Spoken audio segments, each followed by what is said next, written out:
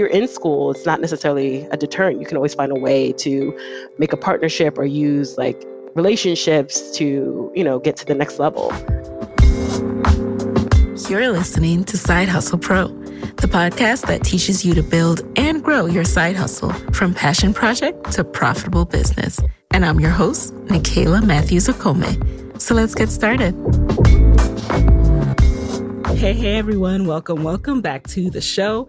Today we are back with a check-in with our entrepreneur in residence. You guys were first introduced to Lisa Pegram back in July in episode 155 of Side Hustle Pro. Lisa is a data scientist that launched a cutting-edge home laser for melanated skin. She's built a career in analytics and is currently in pursuit of her PhD at Columbia. At the time of our last conversation, she had just launched her business, Belle 51. Belle 51 is a company dedicated to the specific woes of Black and brown skin. And their Solèy laser is the first home laser therapy device that can achieve rapid clearing results at home for all skin types, particularly Black and brown tones for whom existing laser technology has, until now, been ineffective or unsafe. So let's jump right in with Lisa and find out what's new post-business launch. Lisa, welcome back to the show. Hey! So, since we last spoke, you left your full-time job and officially started at Columbia. Tell us about that whole transition. Are you a full-time student now, or are you still side hustling? What's that been like?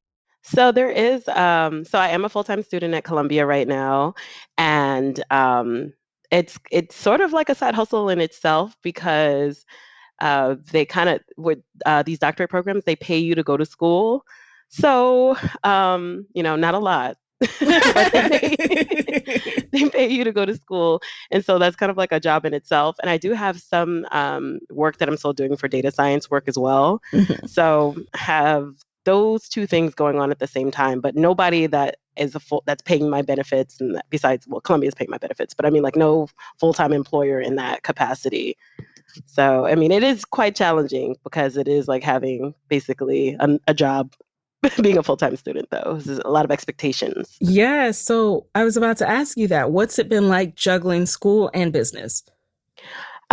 So I think with school, there was a little bit of an acclimation period. So I had to understand what was expected of me specifically from my advisor. So depending upon whether you have like I'm a young, cool advisor, or like I've, tenured advisor, or, depending upon those different types of people and personalities, kind of like having a new boss.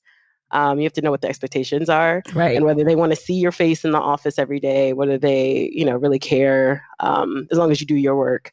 And so I've been happy enough to be, or blessed enough to have an advisor who just really more so cares about whether I do the work. So kind of balancing that out with my meetings and all the obligations and trying to figure out how to schedule in time specifically for Belle. Okay. So you had just launched Belle 51 shortly before your last interview. Now, how did the launch go? Tell us about the first week. So the first week was really great. So it happened to coincide right around with our interview. I think we had launched maybe like a week right before the interview. And so, we had a whole bunch of Side Hustle Pro people who came through. So thank you guys for supporting us.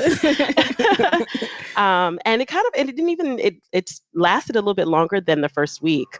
So it kind of went into, I would say, almost a month of really good interactions with the customer, sign-ups, sales, things like that, where people were, coming in, asking questions. I have I was going to say an app, but it's a plugin for my Shopify store called Tidyo. And so basically it's like a chat, like a G chat for your phone. So it's getting a lot of interactions and messages there where people were asking questions. And so and honestly, I was surprised by, the response, and it really did go well the first week for sure. Oh, that's and sales awesome. Sales went well. Sales were around, sales were right where I expected them, which I was hoping.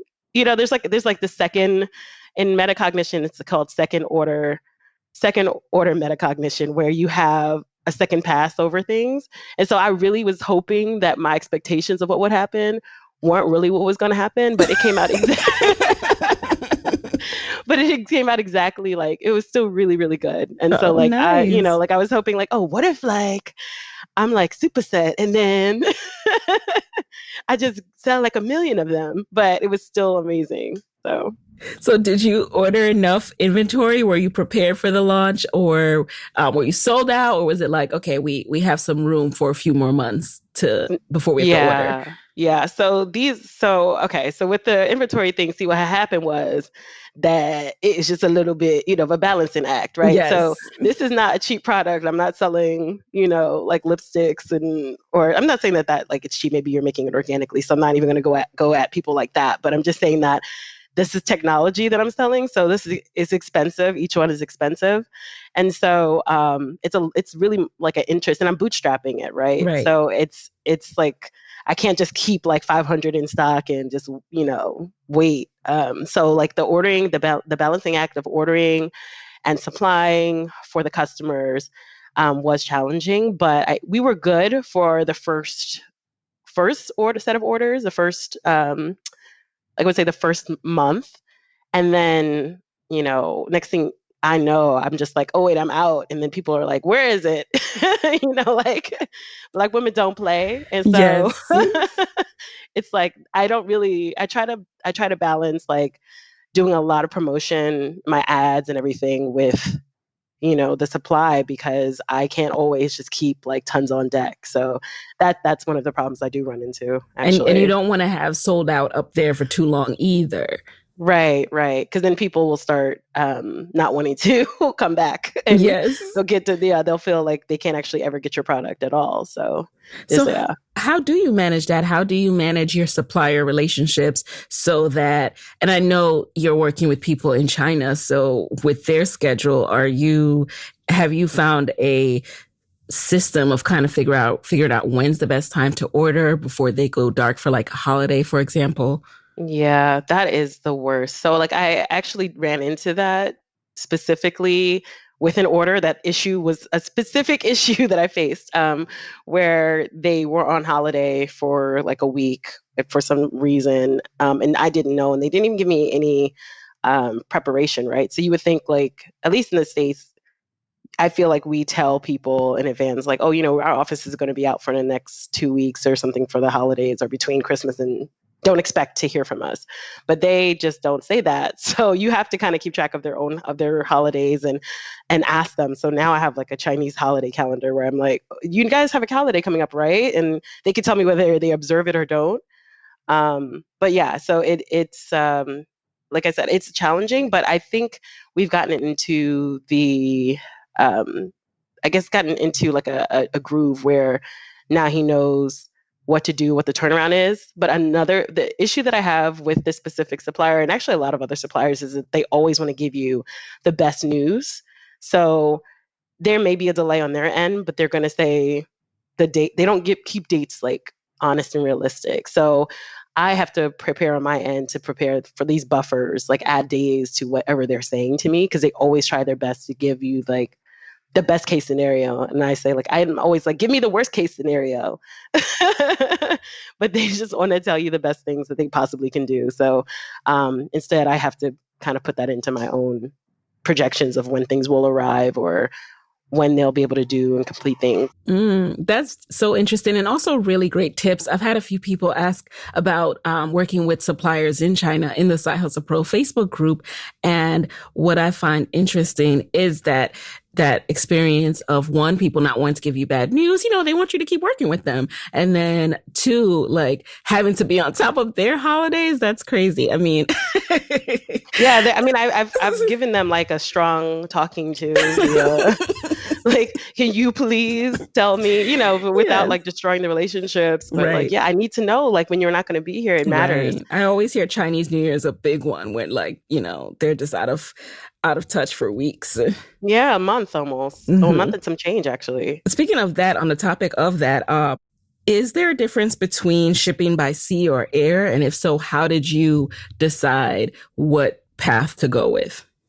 I didn't, I think mine is shipped by air because I use DHL, Okay. but I actually tried to go with the cheapest, fastest option. So like how fast, and then, okay, of those, how cheap. And so that's why but they're still pretty expensive because the product is heavy. But I'm not sure whether, I'm pretty sure it has to be by air because you can't get stuff from China to America in 4 days if it's not by air. Okay. So, and they have a lot of like, I was going to say customs. So there's a lot of customs things that you have to go through if for some reason they decide to like sample your product or open your product. Like it's just kind of like random. They'll say, you have to provide all of your proof, your FDA approvals and all that other stuff. So I don't know which one will get you through that easier. Maybe they don't check if you do it by land or something like that. Maybe they don't like randomly, go through your packages. But I definitely had a hold up one time of almost a week because it was just caught up in the customs process. Oh, wow. So then they contact you, custom contacts you and asks for the paperwork? Yeah, and they pass it through so and so who passes it through so and so. And it's like, not just like, oh, where's the paperwork? Here's the paperwork. Okay, let my stuff go. That's not how it works. So they're like, they'll have like another person who has to read it. And then I was like, oh, cleared that. And then they're like, okay, now you have to go through the FDA. I had to go through like the US customs approval. Then it goes to the FDA approval. So it was just like approval after approval. And then like that takes 2 days and that takes 2 days. And now your order is now delayed by whatever, amount of time. So wow. Yeah, there'll just be random, if they choose to do random checks, which happens with customs in China, especially because of Trump and our relationship with China. It's a little bit tricky right now. So with all of this that's going on and how, tricky it is to deal with suppliers, let's go back to the customers. What has been the reaction and feedback from customers, and how are you managing that process of customer service? So yeah, customer service is, I was going to say difficult because I feel like it's really like a hand-holding process. And I'm thanking God for all my other jobs that I had in my past, like, where I had to do like I was going to say a side hustle, but I had to do customer service. So like dealing with that, I know that the customer is always right. Don't get into it with them. Like just do whatever they say. So thankfully I'm well equipped to be able to deal with the customers, but it is a difficult process at times because people want immediate responses. And like sometimes I'm in class or, that kind of thing. And it's like, you're not always available to do exactly what they want, which is why I have that Tidio app that comes on my phone. So sometimes I'm in a meeting and I'm writing to my customer while I'm in the meeting or replying to them while I'm doing other things. It's kind of like a text comes through to my phone. Wow. I like that. Yeah. I'm going to employ that for my own side hustle pro shop. So did anything surprise you about customer reactions or feedback? Yeah. So I didn't realize I had two audiences. So I have a bunch of estheticians who are really interested in the product. And then I have like normal people like you and me who are interested in it. And so like, I didn't realize that's something that was surprising to me, first of all, that I even had like professionals who were interested in this at-home product. And it's because like a lot of them are self-made, have created their own following, and are always looking for ways to improve skin for, African Americans, a lot of African American estheticians. So it's just that they can't use lasers. So it's a tricky thing, is because I have this whole demographic that I could tap into, but can't tap into with this product. So it's very interesting to find that out. Another thing was that a lot of people want hair removal, which is something I'm still working on. Black people see hair removal and they're like, we don't have it. We want it. Right. They see laser, we see a laser. Right, and we're like, oh, so this is but yeah. Yeah. So the message is like sometimes a little bit unclear, I think, to people because they just see laser and they're like, okay, we want this and we see laser, so you must have this. And I'm like, sorry, this is not the one yet. And then also, people expect, even with like the laser, they expect an immediate result. So it's like, oh, this is technology. I'm supposed to zap away everything. And it's right. Like, my like 20-year-old dark spot tomorrow. Yeah. Yeah. And it's like, yeah, you have to use that. But I do have like a return policy, and I do allow for people to have like this time where they can explore and look through like the tutorials that we have up and just like do research and see what best best things like will work for them in conjunction with the laser, just so that they can get the optimal results. And if for some reason they find that it doesn't work in some time frame that they expect, because everyone's skin is different, right? So it's like, for some people, it works faster. Some people saw results in a week, and some people like don't see results for about 30 days or something like that, 31 days. Things like that. I get responses like that. So, but yeah, it's just something that I had to find out as well. You have to, and then also, another thing, I'm sorry, I forgot about this, is that there's a learning curve. So a lot of people don't want to read directions and don't want to like yes, can we talk ask about questions. it? And I'm one of those people, so I get it. Right. I really get it. So like when I send people their laser, I usually include like a handwritten note, and in that note, I'm like, please watch the YouTube videos, or please like reach out with any questions, because I don't want them burning themselves. I don't want them like putting the settings up too high and just like going bonkers on some areas that they shouldn't. Some people ask me, can I use this on my eye? I'm like, no, you cannot use this on your eye. What? I am not shaming anyone, but you cannot use it on your eye.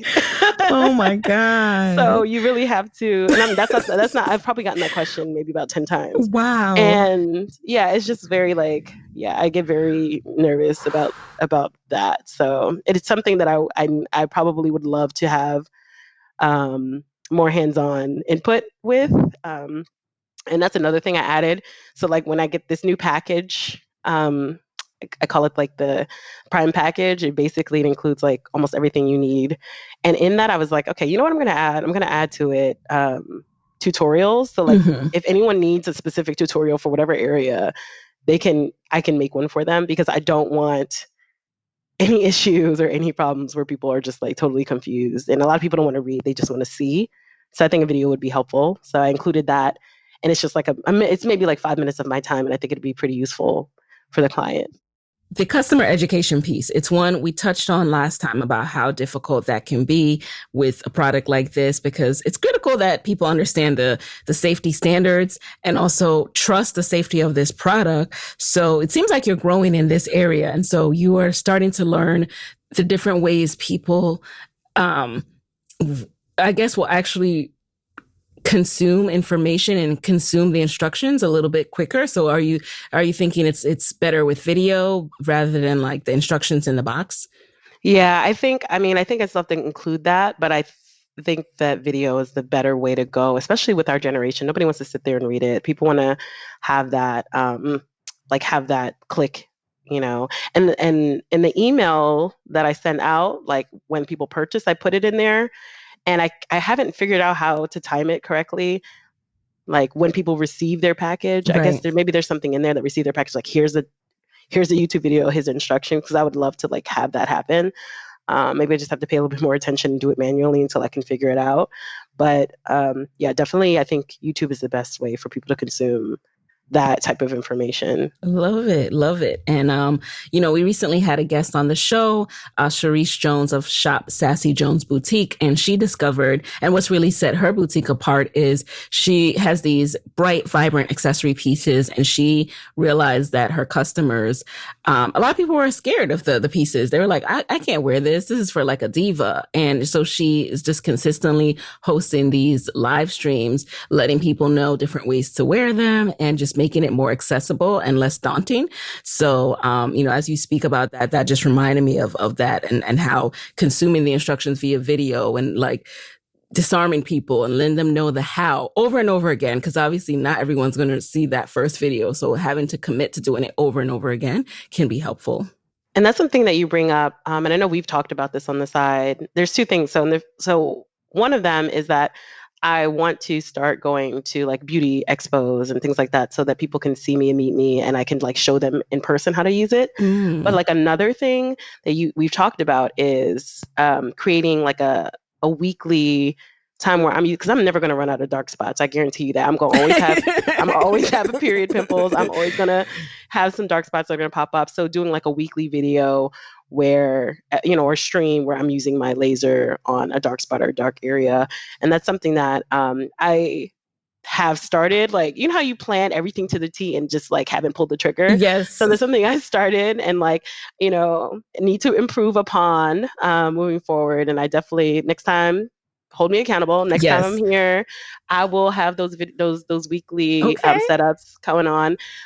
Thinking about well, there's already a hashtag called Melanated Mondays, but I'm gonna come up with something cool where we can go over how to use the Bell lasers Yes. and that kind of thing. Love it. Well, we're going to get to your goals before we go today, but yes, that is a good one. So with all of this, everything that we're talking about, it sounds like a lot of blind spots. You know, you don't know what you don't know. And there are things that you're just not going to realize until you launch your product. So what are some areas you think you overlooked, including what you just touched on, but what are some the biggest areas you think were blind spots that you now realize were blind spots? Well, I thought that, first of all, people open your emails, right? But no, because I mean, well, it could Only be a just, percentage, only a percentage. Yeah. yeah, it's just maybe it's like, I mean, people do open them considering my open rate is pretty high, but like, and I knew that, right? I worked in like marketing before, not like a pro like you, but I've done some work in that, and I know that the open rates are pretty low, but geez. And then so like that's something that I wish that I would have like understood better, because writing these emails, I think I'm giving people all this information that's really going to help them to understand the product. And it's like, 6% of the people open it, if that, 2% on some emails. And so, Oh, just we trying got to to get get the that through. email rate up. Yeah, I got to get the email Yes, rate we got to up. get the email rate Yeah. up. Because that's a whole another show in and of itself. Yeah, so that's a blind spot. So I got to figure that out. And I have a whole boyfriend who knows how to do this. And so I bug him, but we'll see how that works.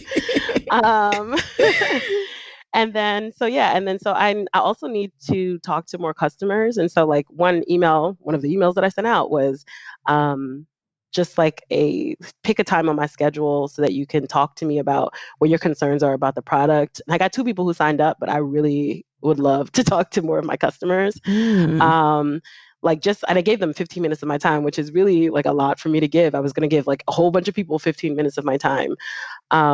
And I still want to do that. So I really want to talk to the customers more, besides like outside of, where's my package, or like, that kind of thing. I'd Right. love to engage with them a little bit more. So that's like definitely a blind spot. And I need to figure out how to best or better address that. The whole shipping supplier relationship, I didn't realize, like I said, I didn't realize there were a couple of there were going to be some snafus in there that aren't expected, some that should have been expected.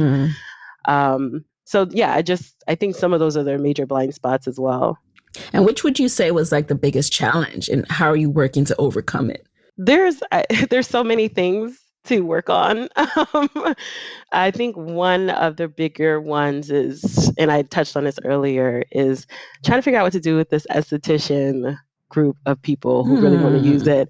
Because like it's not just one. It's like I've had like a major influencer who like major who was really interested in the product. I've had like a lot of people email me on the side like, well, how can we use this? Like they want to get around, because the law literally says that they can't use this at-home laser on other people. Any at-home lasers, it could be like, anything. It could be the hair removal, anything. You just can't do it even as an esthetician. And so like trying to figure out a way, or if read through the bylaws to figure out what states, because it's state by state. So some have some allowances on conditional upon these different things. And I haven't read through all of the law to figure out like who I can actually market to, but I have a significant portion of them who are interested in it, and they can make money off of it. So it's not just like, hey, I can get, this is a one and done. These are people who could use the product, sell the product for me. And also, if for some reason, 10 years down the line, they need to buy another one, they are there to be a repeat customer. Got it. So yes, I need to really kind of hone in on that. Right. And that's something that, so that's something that is high priority. When you say that, it just reminds me of how sometimes our biggest challenges are actually our biggest opportunities, because as much of a mental block as it might seem right now, when you figure that out, when you're able to partner with, let's say, salons or, some smaller estheticians, and they may provide these services, and then they're able to provide this as an in-between touch-up product for their customers. Because when I got, laser hair removal, that was my biggest thing. I'm like, okay, it's great that the hair is gone, but what about my dark spots? And they would give me like, creams and all sorts of stuff that don't work. So if you are able to do that, that is a huge opportunity. Yeah, for sure. And the thing is that I think it would be a very similar. So all of the lasers are Nd:YAG, the stuff that we can use on Black people's skin, basically. Brown people's skin is Nd:YAG, but it's just different types of probes and different nanometers and all different types of ways to change the laser to get it to work. So, you know, if they were smart, they would have told you like, oh, it's a different treatment. But they try to reel you in with extra money to get extra money out of you. But Yep. but anyway, that's what I'm saying is that estheticians actually could do that if they, these services go for at the minimum like $200 a pop if you go to the salon or go to not the salon, but go to the doctor or go to like an esthetician. Right. So yeah, they can make some money off of this. And so I'm trying to figure out a way for that. Oh, we're going to to figure it out. We're going to figure it out. Hey guys, it's Nikayla here with a quick word from our sponsors. So the number one question I get about side hustling is, how do I get started? And the other day, I decided to kind of take inventory of what I was doing in my early days of side hustling. How did I get started with Side Hustle Pro?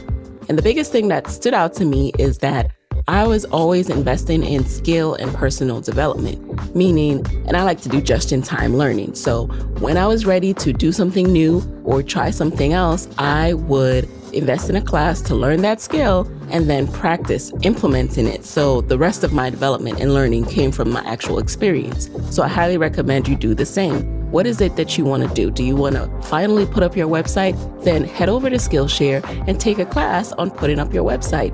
Do you want to get started with social media and you're not sure how to start? Head over to Skillshare and start taking some classes. Skillshare is so great because it's an online learning community. It has over 25,000 classes in anything you can think of, from photography to entrepreneurship, even podcasting. And right now, they are offering a special offer just for Side Hustle Pro listeners. You can get 2 months of unlimited access to Skillshare for free. Imagine what you can do in 2 months, how many classes you can take. But remember to do the implementation piece, all right? So head over to Skillshare.com/sidehustlepro. That's Skillshare.com/sidehustlepro to get started with your 2 free months. And one more time, that's Skillshare.com/sidehustlepro. Story time. Let me tell you about the first time I had to send an invoice to a client. It was back in 2011. I was doing some social media freelance work for a major brand, and when it was time to get paid, they told me to just invoice them. I was racking my brain like, how do I send an invoice? How does this process work? Then I discovered FreshBooks. I signed up for an account, created my very first invoice, sent it over to the client, and they paid it immediately. The whole thing was seamless. And I also remember feeling super proud because I look professional, and that's what I want. That's why I highly recommend FreshBooks for my fellow side hustlers. FreshBooks invoicing and accounting software is designed specifically for small business owners. It's simple, it's intuitive, and it keeps you way more organized than anything you would try to do on your own. FreshBooks lets you create and send professional-looking invoices in 30 seconds and then get them paid 2 times faster with automated online payments. Plus, you can file expenses even quicker and keep them perfectly organized for tax time. And the best part? FreshBooks grows alongside your business, so you'll always have the tools you need when you need them without ever having to learn accounting. Try it free for 30 days, no catch, and no credit card required. Just go to freshbooks.com/sidehustlepro and enter Side Hustle Pro in the How Did You Hear About Us section. Again, that's freshbooks.com/sidehustlepro and tell them Side Hustle Pro sent you.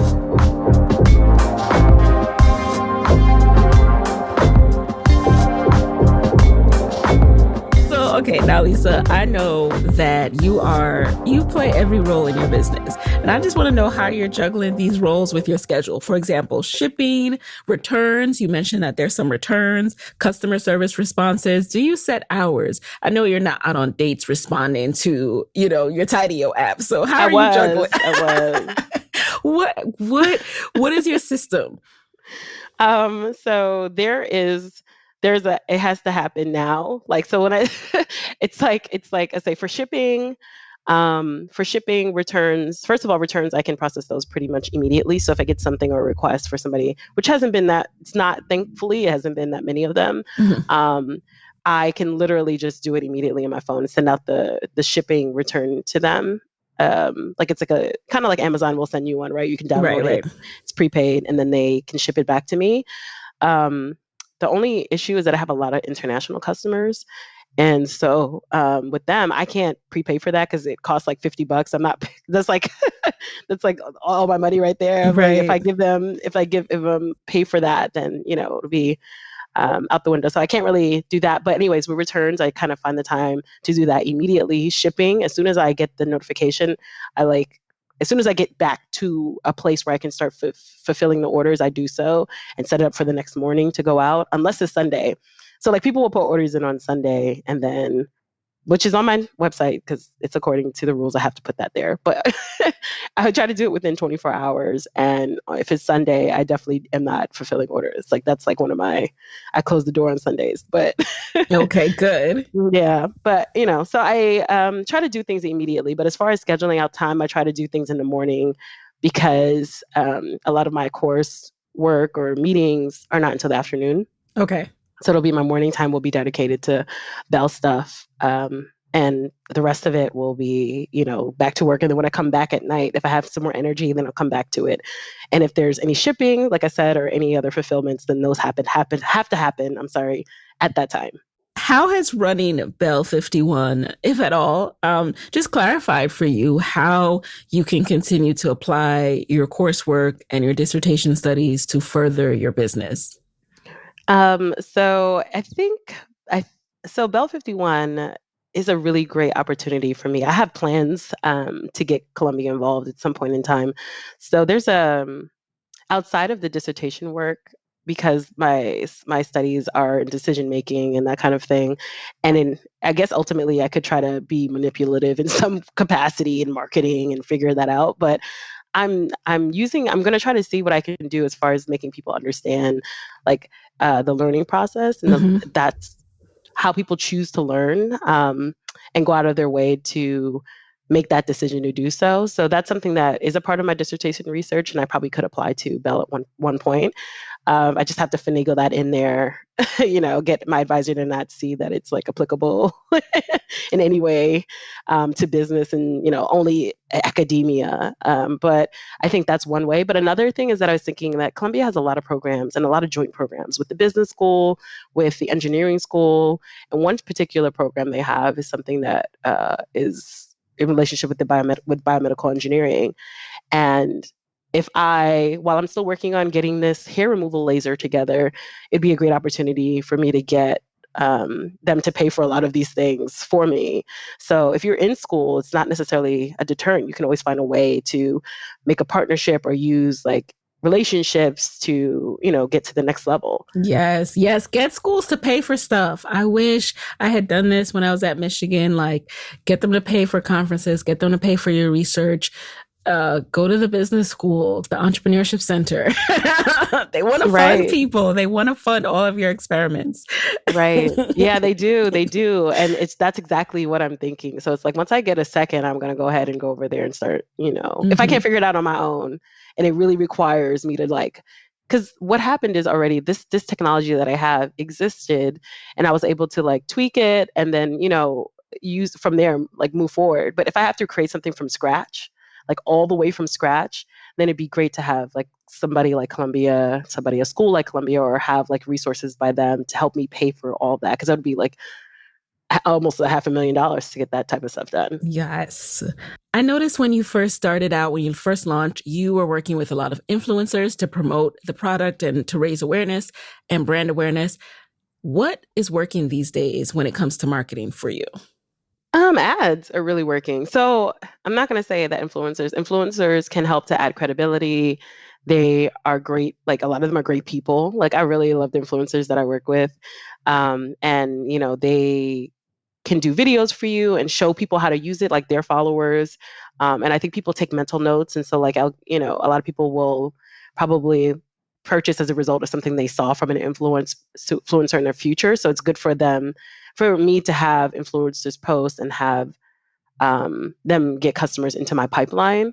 But as far as immediate purchasing, like if I want to get results immediately, I haven't found that from influencers. I've actually found that from honing in on a message, getting the marketing out there, and like testing all these different type of ads. So I'm always testing ads. I like don't post as much anymore with influencers, which I need to still get back on, but I do a lot of ad testing. So honing in on what works, especially for the Instagram platform, has been helpful. And I think just like seeing what is, the viral messages and memes and things like that, seeing what gets a lot of likes, you go in Shade Room, things like that, you can kind of get an idea of like what people want to see, as far as products coming through and the type of messages that they respond to. So when you say you're testing different ads, like what are you using? What kind of different ads are you testing? So are you experimenting with more image based versus more, text on the top with like a video? What have you found has been like your secret, your real secret weapon with your ads? Yeah, so I tried a lot of different things. So the first thing I tried was like this kind of clinical looking ad. That's like when I first got it. Then I was going into like videos where there were before and afters. And just so people know, so they don't waste their money, you can't do before and afters on Instagram. They they'll let you post it immediately, and then they'll like tell you that you can't use that moving forward. And it's because they said they don't want people to like feel, I guess, I don't lack of terminology, but like basically they don't want to feel people to feel targeted. That you're saying that the before was bad. Oh. So like they will like not let you post that. So I created like a bunch of ads that had videos like that. And they were like, ma'am, we can't have you have these on the thing. So I removed all of those. And then they found another way to tell me I couldn't post videos, which was based on, I was excluding other audiences by talking about Black and brown skin. Mm-hmm. So they don't like that. So I tested a bunch of other ads from the influencers that did post. I would create ads from the things that they did post.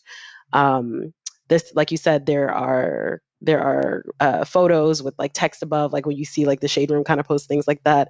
That works really well, and that's because it's brand borrowing ultimately, just because people are identifying that with a little bit of credibility from what they know.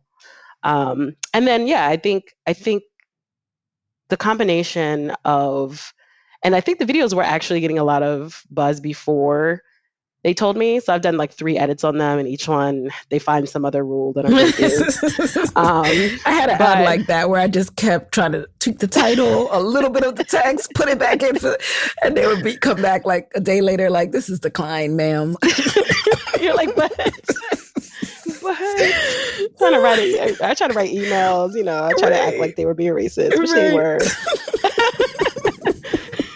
Right. They come down so hard on anything related to Black people these days. And I'm like, we are not the problem. Okay. Yeah. Our brands are not the problem. You need to go after some other people, but we'll leave it at that. But just let me be great. But let me be great. But you raise an important point about you just have to keep testing different things. If one ad did not perform well for you, do not try to create the exact same type of ad. Yeah. And I think some things performed well that I didn't expect to perform well. And, it's just, it's a process. And so you have your ads that you are like, okay, I'm going to spend this much money on them. And I haven't spent like crazy amounts of money yet, because I'm trying to disperse everything evenly, like back into the product, back into, development of new things. And, right. But I mean, you can see like what you should spend on. And if you are smart about it, you'll be able to invest well. Mm. So what is not working for you when it comes to marketing these days? Let me see. I'm like looking through my Instagram right now. What does not working for marketing? I think what doesn't work is what did not work was, like I said, the very clinical, like white background. I got these ads made by, I'm trying to think what the company name was. It was like a while ago, but I got these ads made where it looked like a special for like, I don't know, like proactive commercials or something like that, where they're like, where they look very clinical, like white background, like, look at this product is very like, you can use this to get clear skin. And I thought it would work really well, and that did not. So I think people really just want organic ads, organic feedback. and then also something that kind of, like I said, brand borrows, that kind of thing, where it's like, What do you mean okay, by this shit. brand borrows? Well, like I said, like those. Like So borrowing an idea from what's working on other brands? I mean, like for example, if I were to use Fenty beauty products and then also use my laser, that'd be like kind of brand borrowing. Like it's like Got it. Oh, borrowing the latching brand on. equity. Yes. Yeah, sharing that. Yes, exactly. Like, and then, but because Shade Room has like a specific type of font, if I use that font, Mm-hmm. then people are going to Associate. automatically Yeah. associate that. And so I think things like that are like what brings people attention to your ads is they're seeing that. And, a lot of these gossip blogs or gossip Instagram profiles have specific fonts to them. It doesn't even have to be the Shade Room. There are a lot of them that have different fonts that are special to them, and it draws the eye like, hey, what's going on here? And so, I think that those types of things at this point are very, very helpful. I see a lot of people doing it. I certainly have adapted it a bit for how I promote my episodes. So, you just have to keep testing what is working and tweak accordingly. And you guys, Master the Gram revamp is coming to help you guys with that, just to share everything that I've learned in the last 2 years and all the updates for what is working right now. Because things that Yeah, used to work don't work, they do and not. The they old they be stuff. hating. They cut down your ads, and it's sad, but you can get back up. Yeah. You bring up a really good point. Everything Yeah, changes. Like my girlfriend was everything. asking me, she's like, "How do you like?" I'm like, "Girl, everything changes all the time. Like you Right. really have to stay on it. They change the algorithm, and you just need to have somebody who knows what's going on, Mm-hmm. because that's the only way." So give us an update on your goals from last time.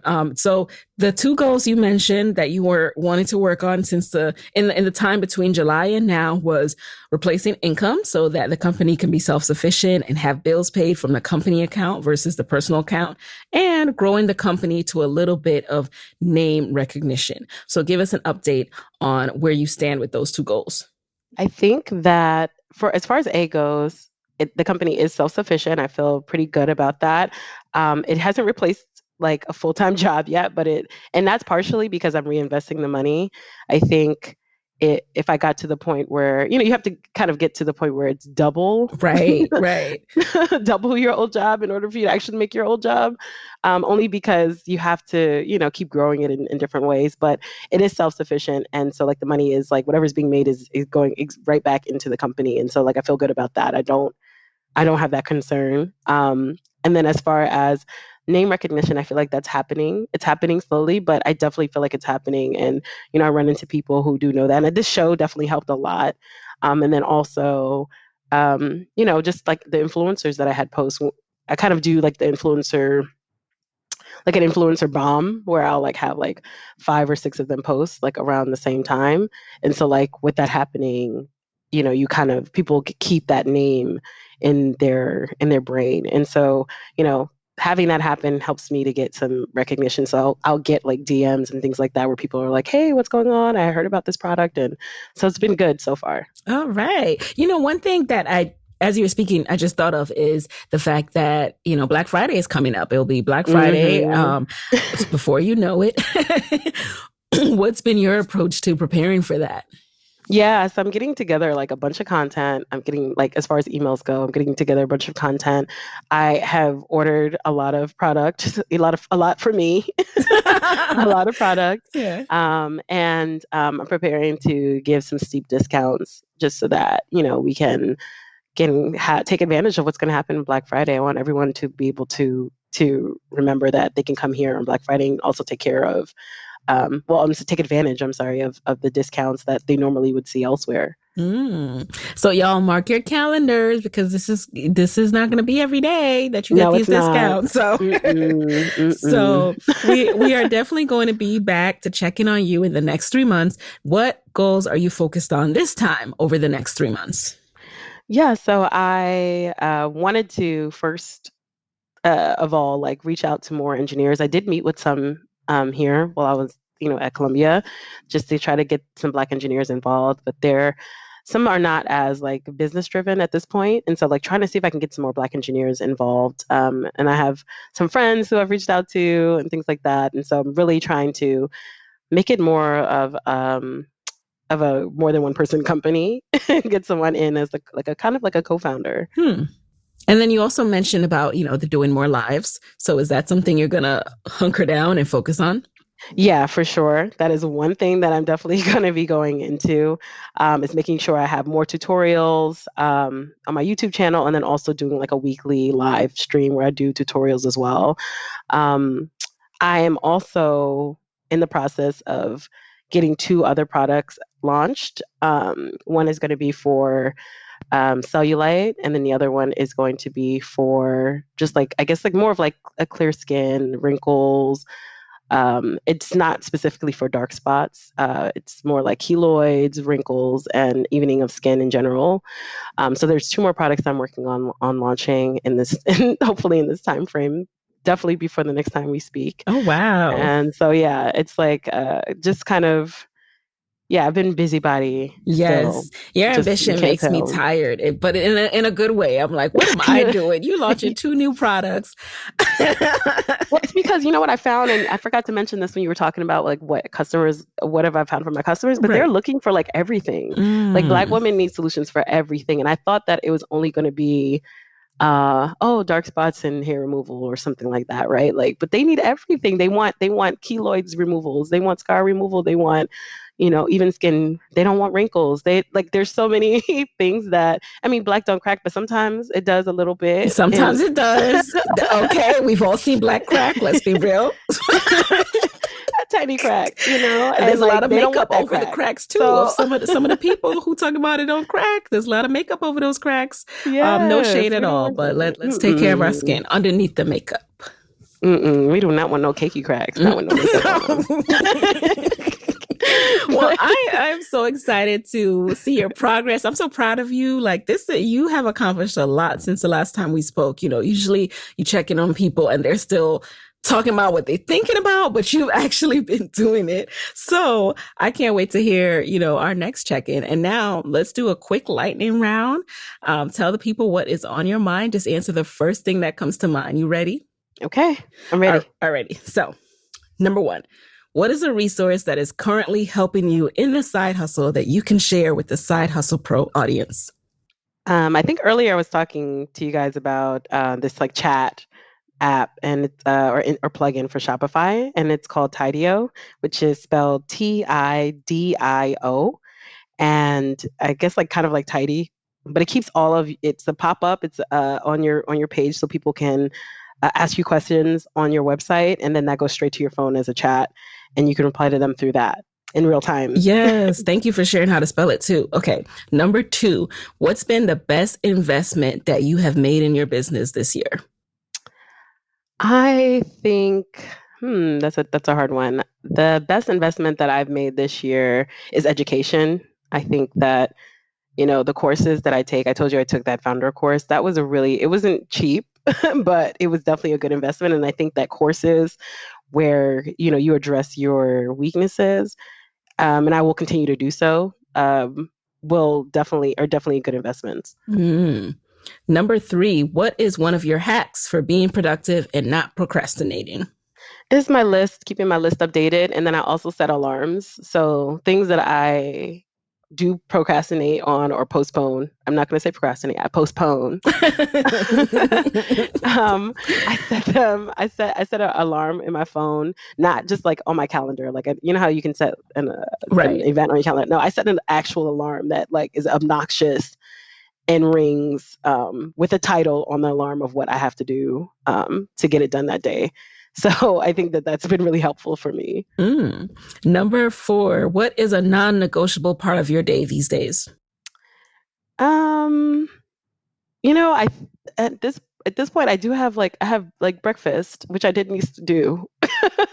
I think that like kind of gives me a centering in the morning. So I don't know. It's a new thing, but it's kind of been a constant thing that I've had since I moved to New York and started like this whole everything school and job and Belle at the same time. Oh, I like that. And then finally, number five, what is your current top of mind advice for fellow side hustlers who are juggling school and work? I think treating both like a job is really important. So treat school like a job. Like get your stuff done. I was going to say something else, but get your stuff done. And like, for work, like don't commit to anything more than the hours that you're supposed to be there for either. Is what I'm basically getting at. Keep both at 9 to 5. That just reminds me how it would always be fun when people would be so excited about some kind of team building activity outside of work hours. I would be like already trying to figure out what my excuse was going to be. Oh yeah, girl. And it's not fair. I'm like, no, you cannot have my Friday night. Are you kidding me? Like, no, you cannot have it. I don't want to see this job ends at. No, so they always want to have happy hours, right? And you have to do a little bit of it for politics. I get it, you guys, but try to be strategic. So before we go, remind people again where they can connect with you and Belle 51 after this episode. Okay, you can follow us on Instagram at Belle51Co and also our website, www.belle51.com. All right, there you have it, guys. Head over to sidehustlepro.co for all of the show notes from this episode, including all the helpful links and resources mentioned in this episode by Lisa. Thank you so much for joining us in the guest chair, and we will talk to you next week. Hey, thanks for listening. Now stay connected in between episodes by texting Side Hustle Pro to 44222. You'll get my weekly 6-bullet Saturday newsletters where I share what I'm up to, what I'm reading, my business tip of the week, and resources to help you grow your side hustle. And I'm working behind the scenes on some live events, which my email list will get access to first. So make sure you're in the loop. Text Side Hustle Pro to 44222 or visit sidehustlepro.co/SBS.